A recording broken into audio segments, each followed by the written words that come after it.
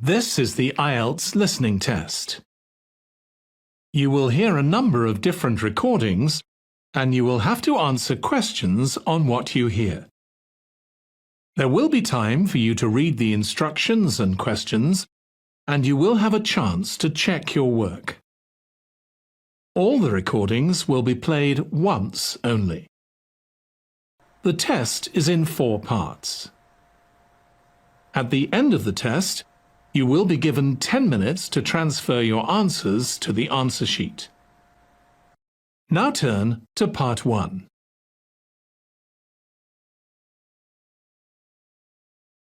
Part 1.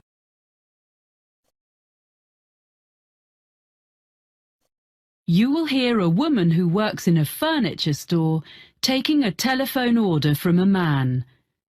First, you have some time to look at questions 1 to 5.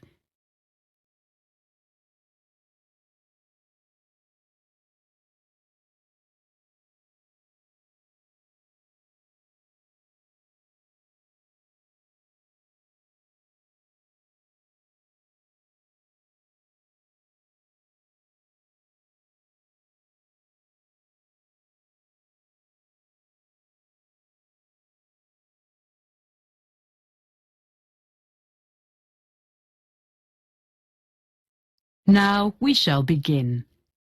You should answer the questions as you listen, because you will not hear the recording a second time. Listen carefully and answer questions 1 to 5. Good afternoon, Megaquip. This is Sally speaking. How may I help you?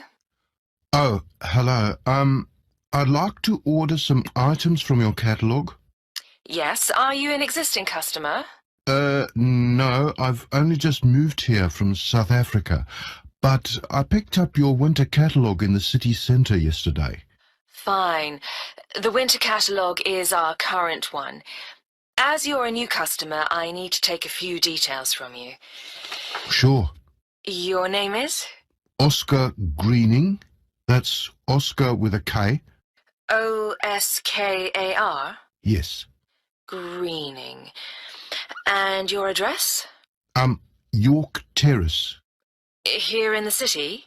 Yes. What number? It's a flat, number 52C. C. Got that. And would that be the same address for delivery? No, actually, I'm out all day, but my neighbour can take delivery at number 5 York Avenue. It's just round the corner. Okay, fine. Number 5. I've got that. And will you be paying by debit card or credit card? Well, I don't have any cards yet. I'll have some shortly, but I want these things this week, if possible. Could I come to the store and pay cash in advance? Well, I guess so. I'll make a note. I'm afraid that payment method doesn't entitle you to a discount. No, I didn't expect one for that. But what about my address? It says on the cover of the catalogue... Oh, yes, you're right. Of course, York Terrace is within the city, so you get free delivery and 5% discount on your order. Oh, good.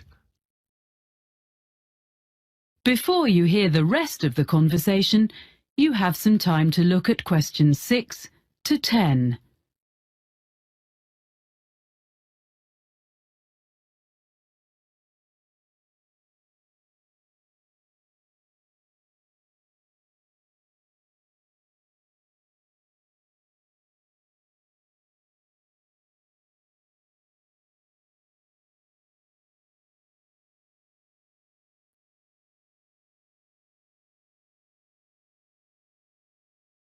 Now listen and answer questions 6 to 10.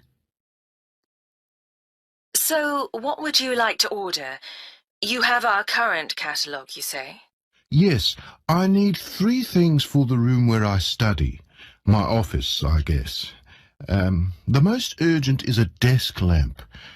Is your catalogue number 664 in stock? 664?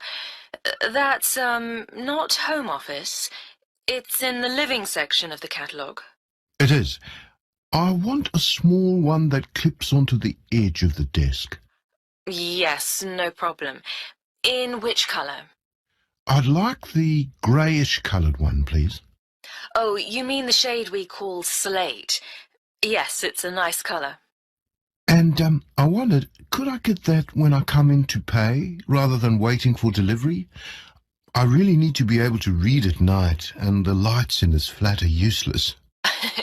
Yes, I'm sure that'll be okay. I'll note down that customer will collect. What else did you want? Well, I need a chair which gives good support when I'm using my computer. I saw one in your home office section, and I think it would suit me. It's on page 45, item number 129. Yes. And it's fully adjustable, isn't it? Let me see. Height, yes. Back, yes. I'm not sure about the arms, though. Oh, that could be a problem. I'm very tall. What about 131 on the same page? That has adjustable arms, seat, everything. But can I get that in the same colour? I mean, the green, like the one it shows. Oh, they all come in the full range of colours. Okay, so I'll go for 131 in green then. I think you'll like that. My brother's very tall and he uses one. We can make sure there's one on the delivery van to you early next week. Oh, good. Thanks. And so, lastly, I need a filing cabinet for my documents. A little filing cabinet with 2 drawers. Okay, 2 drawers. Do you want the ordinary one or the lockable one? It's an extra £20. Sorry, what's that? You can have it with a lock, which is more secure. Oh, yes, please. Okay, so that's number 153. It doesn't by any chance come in slate, does it? Well, it's similar, but the commercial office furniture doesn't come in so many shades. So it's grey? That's right. Fine, that'll do. Now, about delivery, the 2 items will probably come at different times, as we have the chair in stock here, so our van will bring it, as I said. The filing cabinet will be coming direct from London, so today is the 29th of September, say not more than 4 days. That'll be delivered on or before the 3rd of October. You'll have them both within 4 days. That's fine. I'll drop in tomorrow morning to pay and get the lamp. Thanks for all your help. Thank you for your order. Let me know if we can do anything else for you. Thank you. I will. Bye. Bye.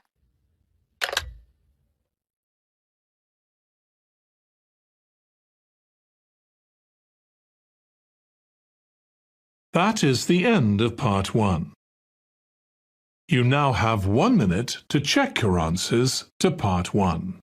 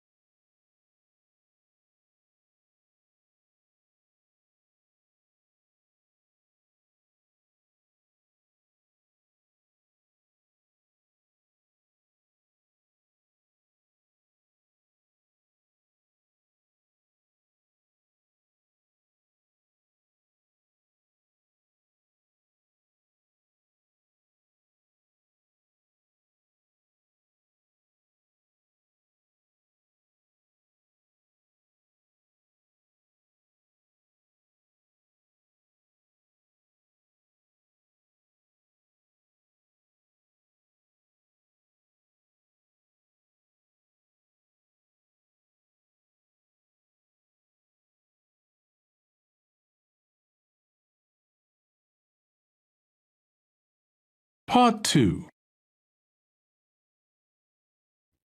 You will hear a man taking a group of tourists around a museum site. First, you have some time to look at questions 11 to 14.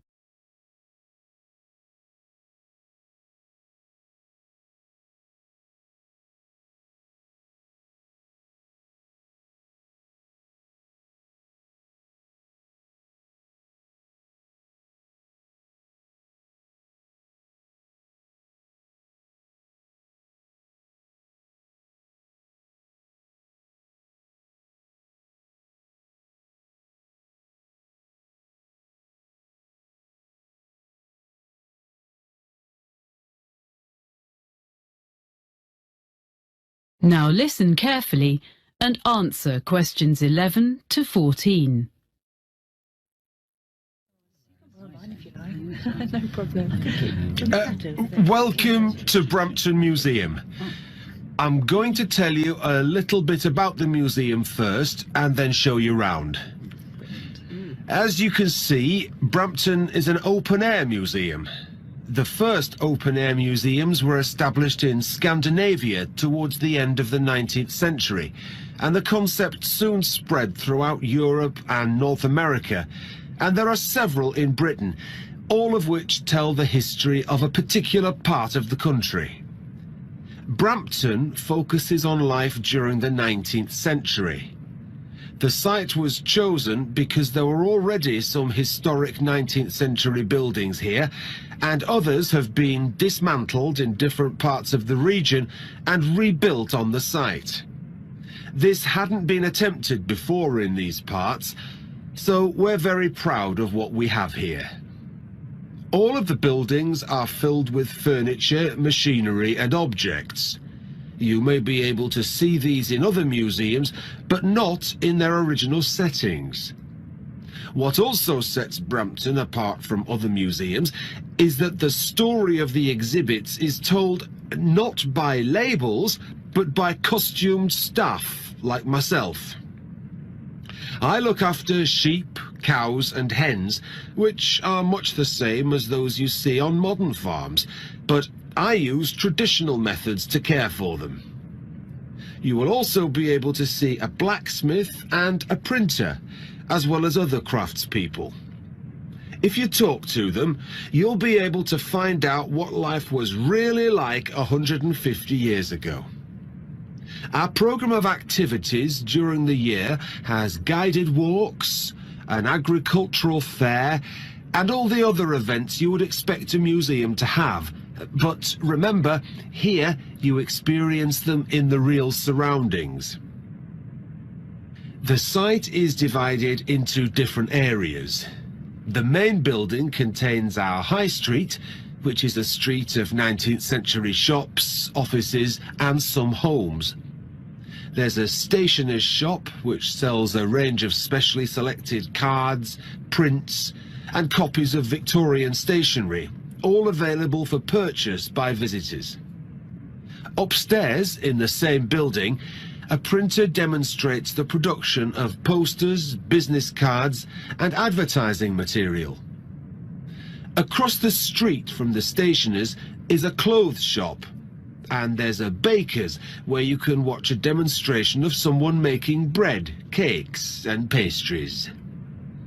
We also have a sweet shop, which has old-fashioned sweets for sale. Vintage trams travel along from one end of the street to the other, carrying visitors on their journey into the past. We will also be visiting the farm and taking a ride on a steam train. Of course, the main form of transport in those days was the horse, and you can watch horses being exercised in the old stables. This part of Britain was famous for coal mining, and on the site we have part of a mine which opened in 1860 and was worked for over 100 years before closing in 1963. Visitors can put on a hard hat and take a guided tour underground to see how coal was worked and to experience the working conditions in the early 1900s. Before you hear the rest of the talk, you have some time to look at questions 15 to 20.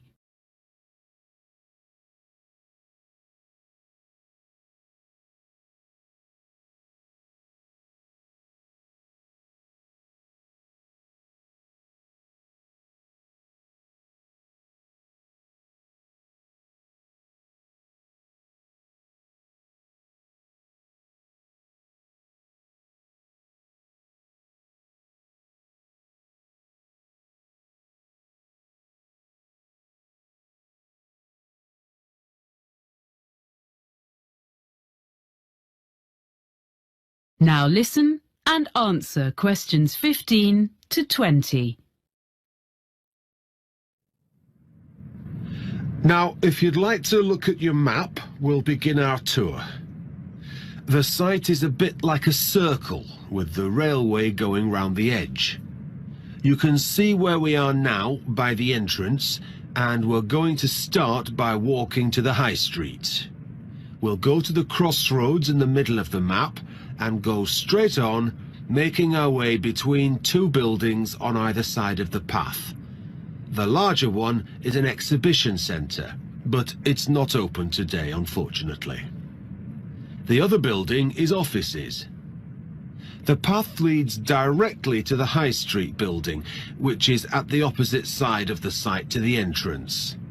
Here you're free to wander around and take a ride up and down on a tram. We'll then take the path which follows the railway line and crosses it to the farm. If you wish, you can have tea in the farmhouse, and there'll be time to look at the animals and the machinery. Then we cross the railway line again and visit our special attraction, which is the coal mine. It's just in front of us, here at the entrance. We'll return to the crossroads and walk through a small wooded area to the manor house. This is one of the original buildings on the site and belonged to a wealthy farmer. You can look round the house and gardens and talk to our guides who can tell you what it was like to live there. We will then follow a path which goes past the pond and will take us to the railway station, which is situated between the path and the railway line. Finally, we'll take the steam train back around the site, passing alongside the high street and the coal mine back to the entrance. So, if you'd like to follow me... Yes.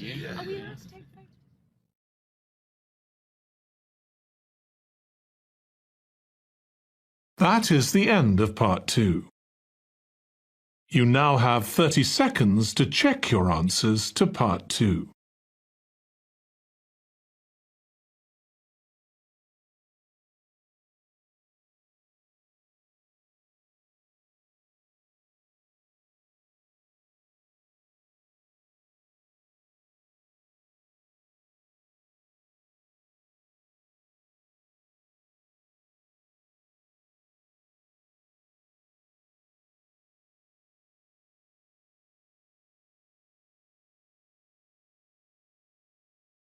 Part 3. You will hear a conversation between Cressida, a student of journalism, and her tutor, Dr. Erskine, about a work placement that she has recently done. First, you have some time to look at questions 21 to 26.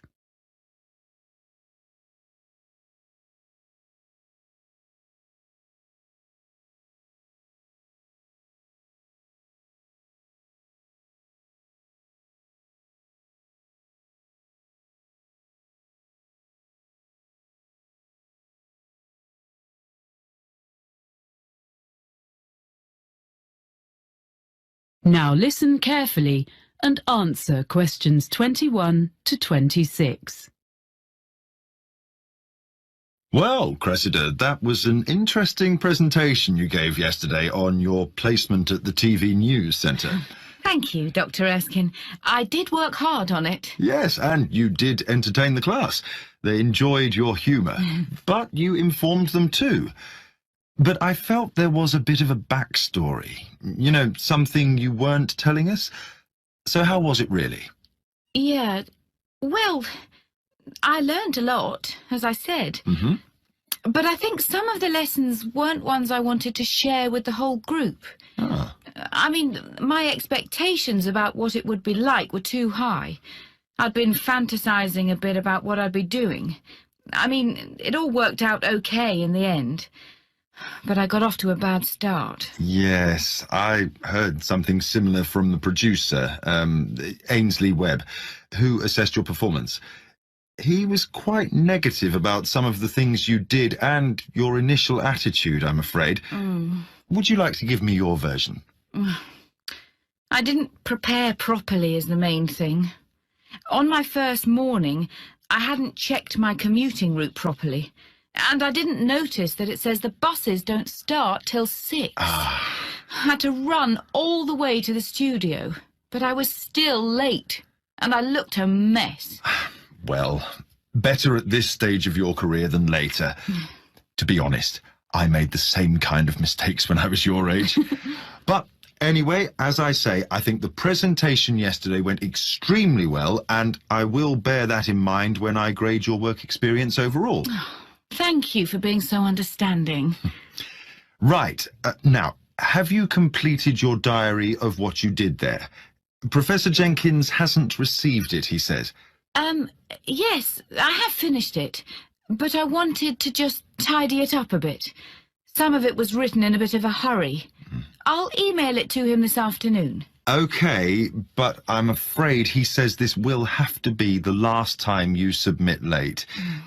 Journalism is all about deadlines, and if you can't manage them on your course, he can't give you a diploma saying you're competent, can he? Oh, yes, I'll do it straight after this. I didn't realise. Well, he can be a bit abrupt if he's kept waiting. It's the one thing he really doesn't like. Ooh. I'm sure everything is going to be fine. You're getting very good grades on your work, so as long as you remember that. Yes. Now, did you manage okay generally, do you think? Yeah, okay, I think. Well, it took a while to get to grips with all the equipment. Some of it was quite old. Not as fast as what we have here in college, and at first I kept thinking it was my fault. I wasn't pressing the right buttons or something. The thing was, none of the TV centre staff asked me if I wanted instructions.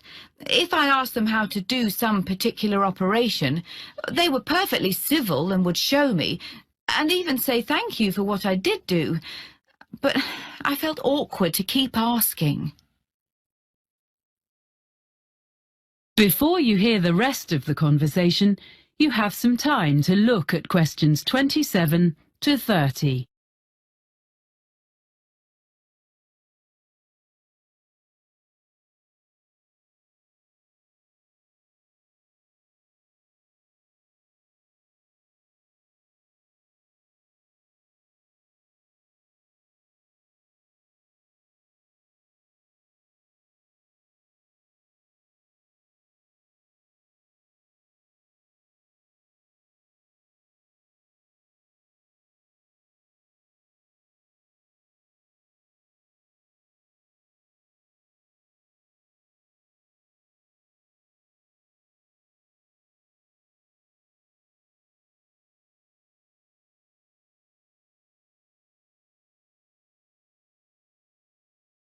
Now listen and answer questions 27 to 30.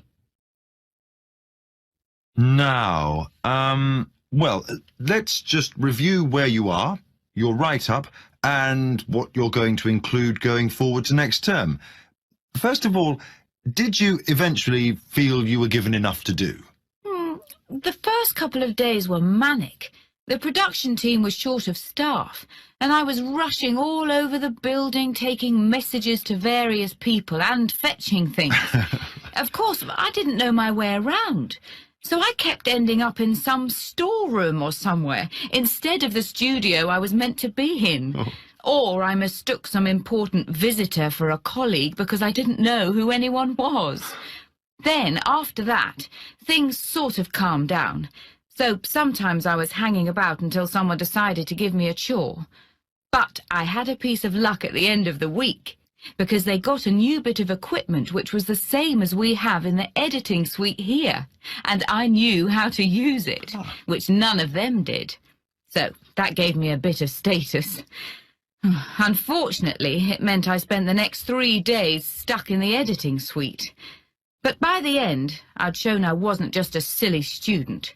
So then, when the senior reporter needed someone to go out with him when he went to interview a junior minister, I got to go along, because he knew I could handle the technical side. Well, that's good. Yes. Well, I know I need to learn from my mistakes. I mean, basically, I need to think more about forward planning. But on the other hand, I feel much more confident now. I did survive. I didn't ruin anything. I did actually make a contribution, according to the producer. Ah. One thing I want to take forward to my final assignment, though, is some reflections on ethics. Yes? I had a bit of an argument with one of the senior presenters. He was editing part of an interview, and he just changed something someone said. Ah. When I questioned him, he just snubbed me.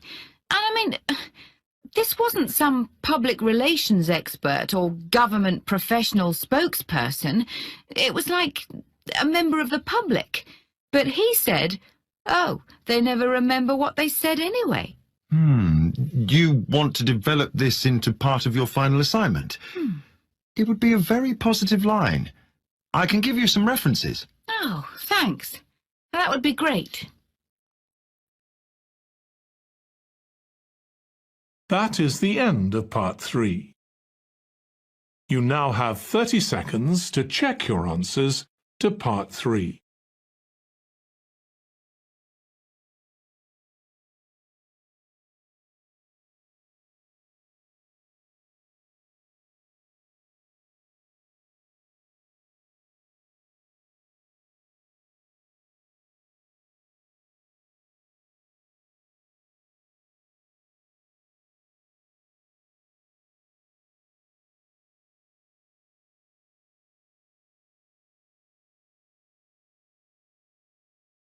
Part 4.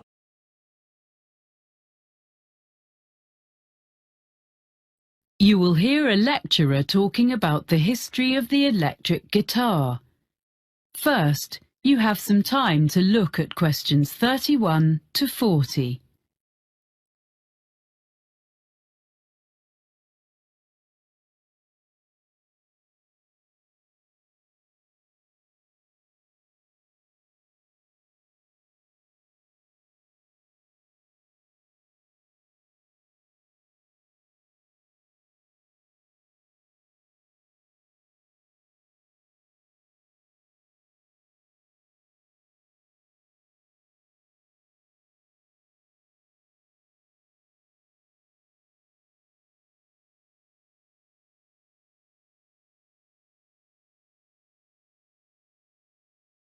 Now listen carefully and answer questions 31 to 40.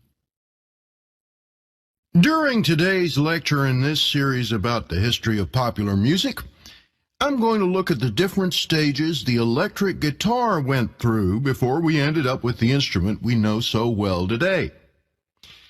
The driving force behind the invention of the electric guitar was simply the search for a louder sound.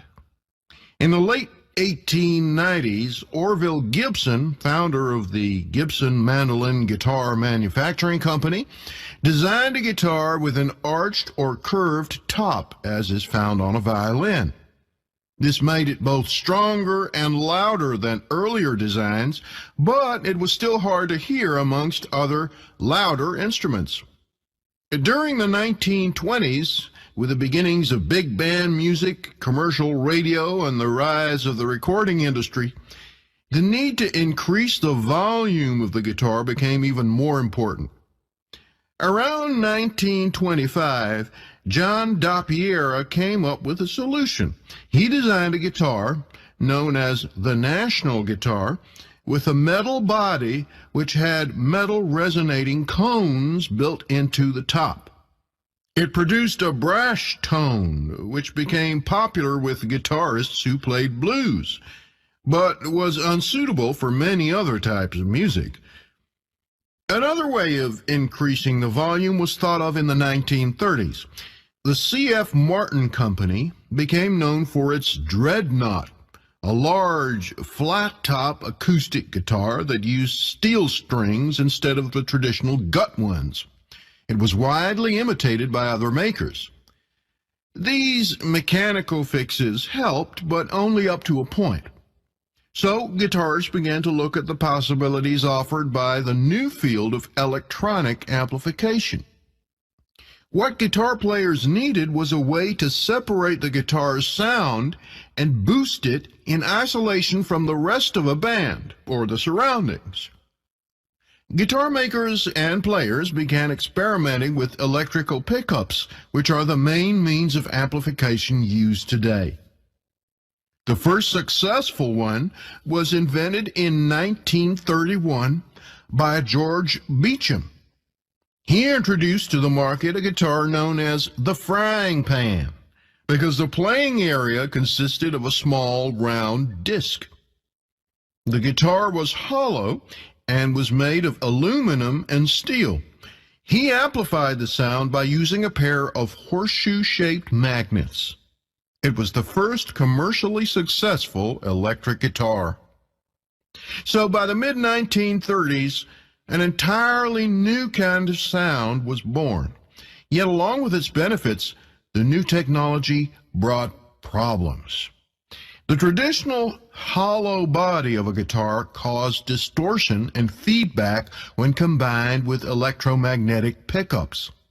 Musicians and manufacturers realized that a new kind of guitar should be designed from scratch with amplification in mind. In 1935, Adolf Rickenbacker produced a guitar which took his name, the Rickenbacker Electro-Spanish. It was the first guitar produced in plastic, which, because of its weight, vibrated less readily than wood. It eliminated the problems of earlier versions, which were plagued by acoustic feedback. The Electro-Spanish had its own problems, however, because it was very heavy, smaller than other guitars of the period, and was quite awkward to play.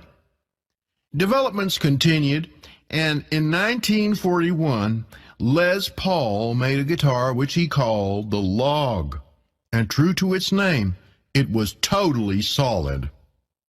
All previous guitars had been hollow or partly hollow. It looked slightly strange, but the next step had been made towards the modern electric guitar. The first guitar successfully produced in large numbers was made in 1950 by Leo Fender. His Spanish-style electric guitar, known as a Fender Broadcaster, had a bolt-on neck and was initially criticized by competitors as being very simple and lacking in craftsmanship. Yet it was immediately successful and was particularly suited to mass production, spurring other guitar companies to follow Fender's lead. In 1951, Leo Fender revolutionized the music world yet again when he produced an electric bass guitar. This was the first commercially successful bass model to be played like a guitar. It was easier for players to hit an exact note. That's why it was called the Precision. Although there had already been electric stand-up basses, this was much more portable. It is now standard in the lineup of any rock band, and some historians suggest that entire genres of music, such as reggae and funk, could not exist without it. In 1952, the Gibson Company became Fender's first major competitor when Ted McCarty created the Gibson Les Paul guitar. It was distinctive because it was colored gold. The reason for this was to disguise the fact that it was made from two different kinds of wood. In 1954, Leo Fender responded to this successful instrument by introducing the Fender Stratocaster. It is easily identified by its double cutaway design and 3 pickups. This model may be the most influential electric guitar ever produced.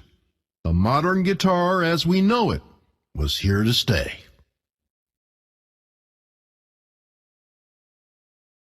That is the end of part 4. You now have 1 minute to check your answers to part 4. That is the end of the listening test.